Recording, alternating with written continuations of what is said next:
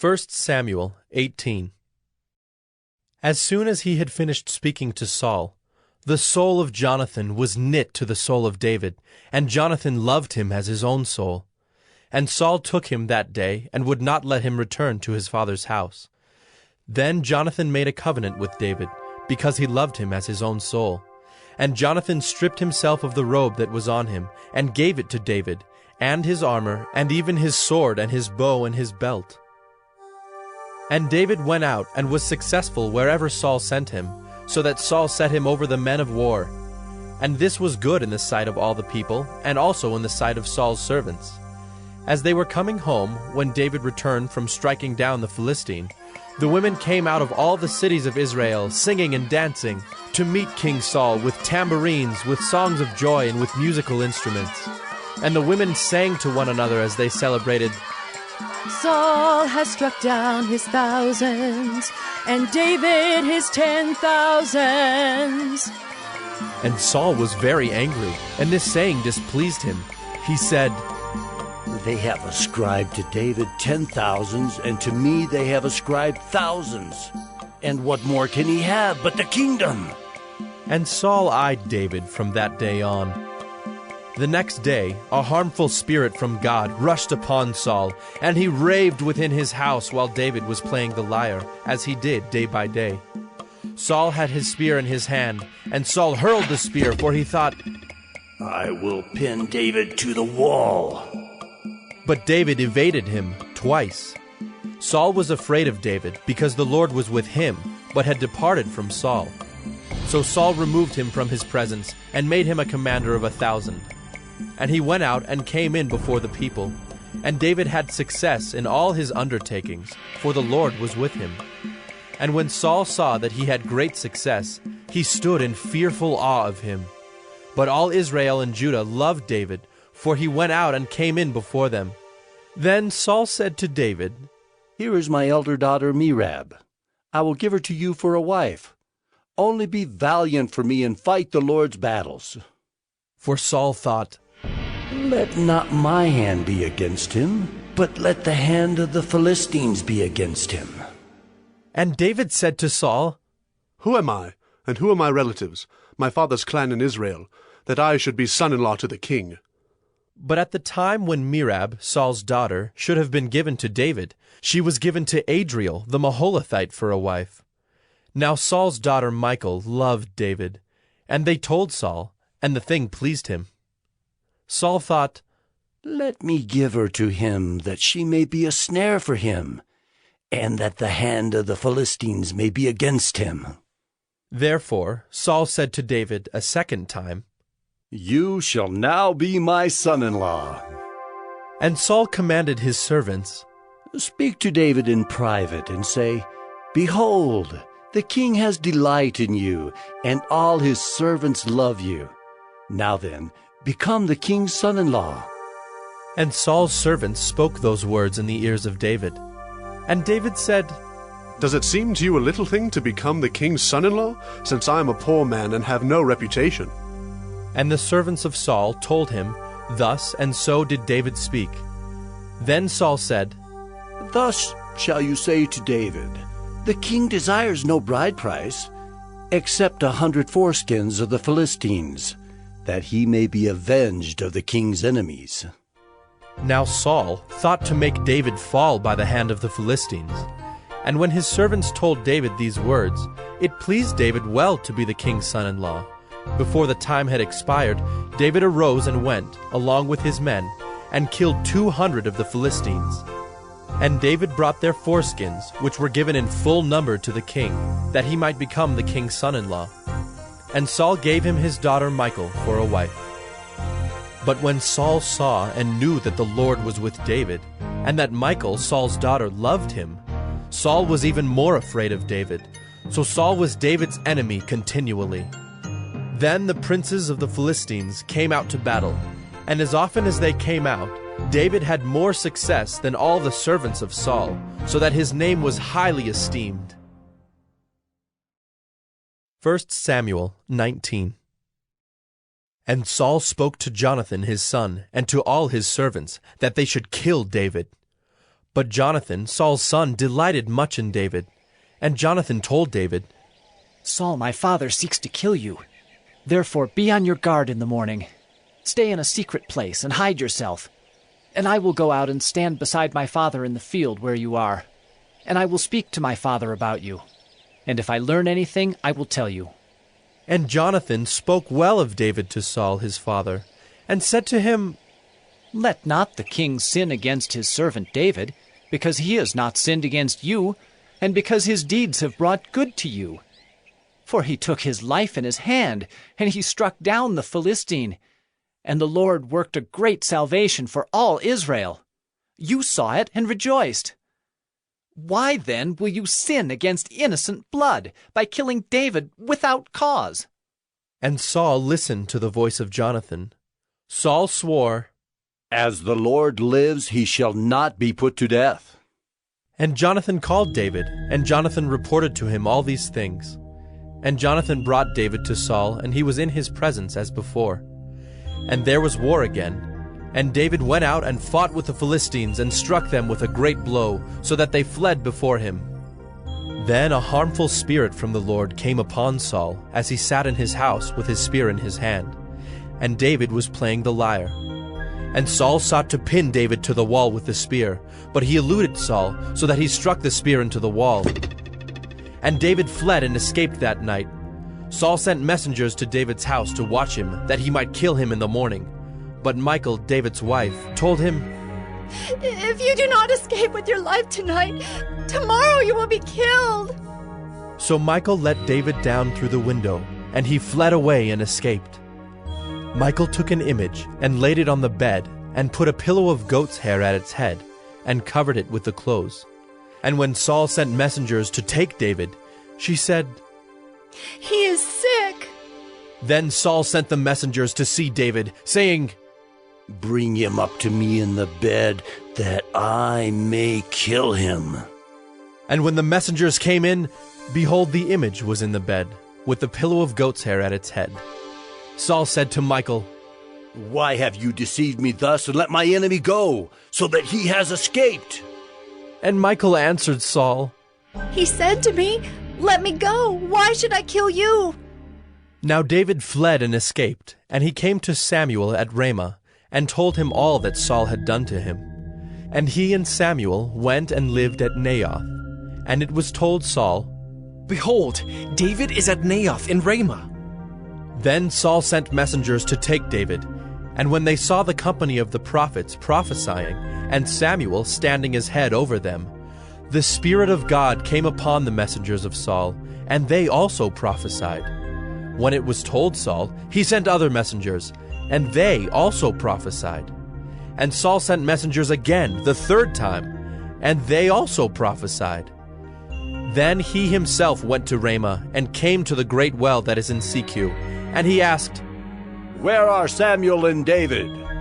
And one said, Behold, they are at Naioth in Ramah. And he went there to Naioth in Ramah, and the Spirit of God came upon him also. And as he went, he prophesied until he came to Naioth in Ramah. And he too stripped off his clothes, and he too prophesied before Samuel, and lay naked all that day and all that night. Thus it is said, Is Saul also among the prophets? 1 Samuel 20.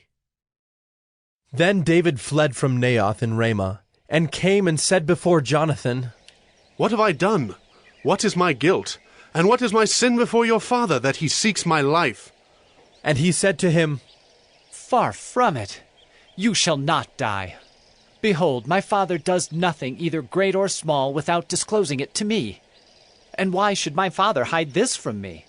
It is not so. But David vowed again, saying, Your father knows well that I have found favor in your eyes, and he thinks, Do not let Jonathan know this, lest he be grieved. But truly, as the Lord lives, and as your soul lives, there is but a step between me and death. Then Jonathan said to David, Whatever you say, I will do for you.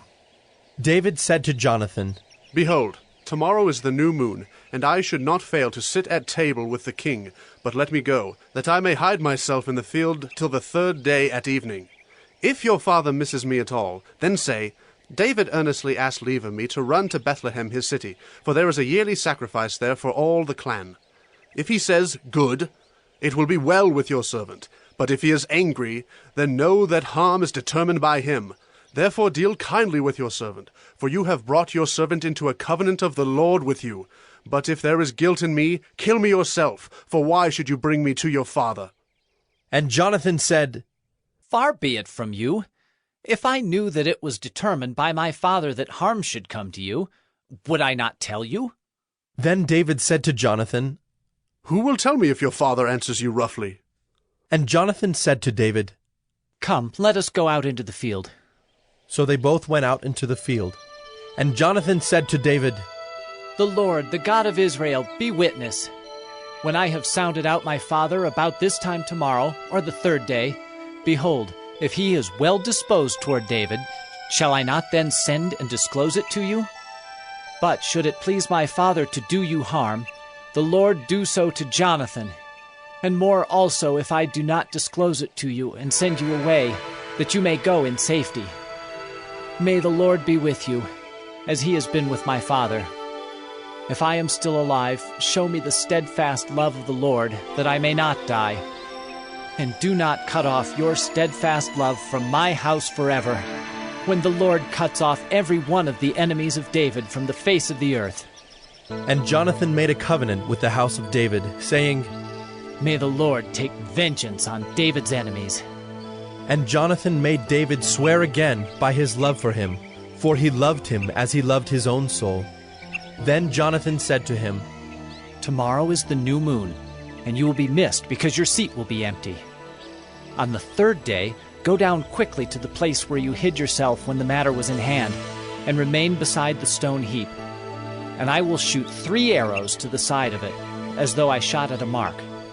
And behold, I will send the young man, saying, Go, find the arrows.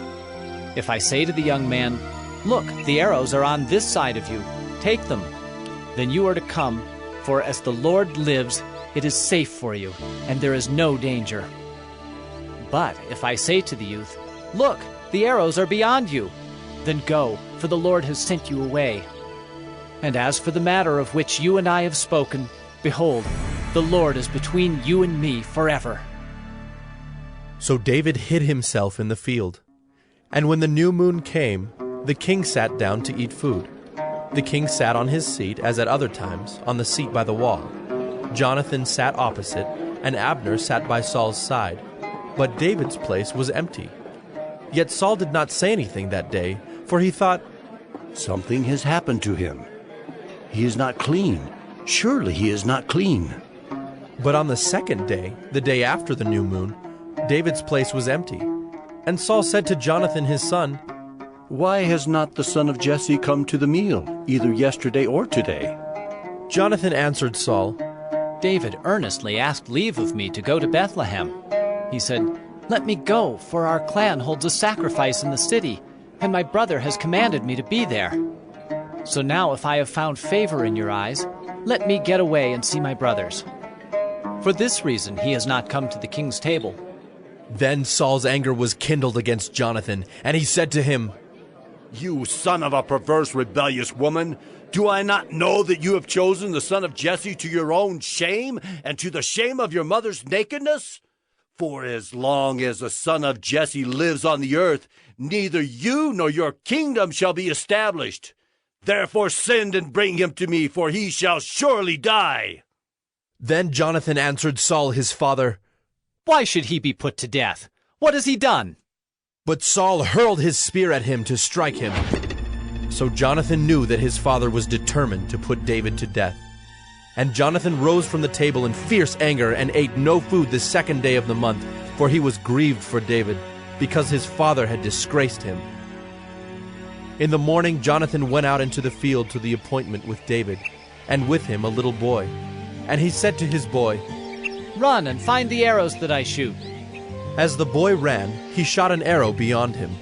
And when the boy came to the place of the arrow that Jonathan had shot, Jonathan called after the boy and said, Is not the arrow beyond you? And Jonathan called after the boy, Hurry! Be quick! Do not stay! So Jonathan's boy gathered up the arrows and came to his master. But the boy knew nothing. Only Jonathan and David knew the matter. And Jonathan gave his weapons to his boy, and said to him, Go and carry them to the city. And as soon as the boy had gone, David rose from beside the stone heap, and fell on his face to the ground, and bowed 3 times. And they kissed one another and wept with one another, David weeping the most. Then Jonathan said to David, Go in peace, because we have sworn both of us in the name of the Lord, saying, The Lord shall be between me and you, and between my offspring and your offspring, forever. And he rose and departed, and Jonathan went into the city. Psalm 11. To the choirmaster, of David. In the Lord I take refuge. How can you say to my soul, Flee like a bird to your mountain? For behold, the wicked bend the bow. They have fitted their arrow to the string, to shoot in the dark at the upright in heart. If the foundations are destroyed, what can the righteous do? The Lord is in his holy temple. The Lord's throne is in heaven. His eyes see. His eyelids test the children of man. The Lord tests the righteous, but his soul hates the wicked and the one who loves violence. Let him rain coals on the wicked. Fire and sulfur and a scorching wind shall be the portion of their cup. For the Lord is righteous. He loves righteous deeds. The upright shall behold his face. Psalm 59. To the choirmaster, according to Do Not Destroy, a miktam of David, when Saul sent men to watch his house in order to kill him. Deliver me from my enemies, O my God. Protect me from those who rise up against me. Deliver me from those who work evil, and save me from bloodthirsty men. For behold, they lie in wait for my life. Fierce men stir up strife against me. For no transgression or sin of mine, O Lord, for no fault of mine they run and make ready. Awake, come to meet me and see. You, Lord God of hosts, are God of Israel. Rouse yourself to punish all the nations. Spare none of those who treacherously plot evil. Selah. Each evening they come back, howling like dogs and prowling about the city. There they are, bellowing with their mouths, with swords in their lips. For who, they think, will hear us? But you, O Lord, laugh at them. You hold all the nations in derision. O my strength, I will watch for you. For you, O God, are my fortress. My God and his steadfast love will meet me. God will let me look in triumph on my enemies. Kill them not, lest my people forget. Make them totter by your power, and bring them down, O Lord, our shield. For the sin of their mouths, the words of their lips, let them be trapped in their pride. For the cursing and lies that they utter, consume them in wrath. Consume them till they are no more, that they may know that God rules over Jacob to the ends of the earth. Selah. Each evening they come back, howling like dogs and prowling about the city. They wander about for food and growl if they do not get their fill. But I will sing of your strength. I will sing aloud of your steadfast love in the morning. For you have been to me a fortress and a refuge in the day of my distress. O my strength, I will sing praises to you. For you, O God, are my fortress, the God who shows me steadfast love.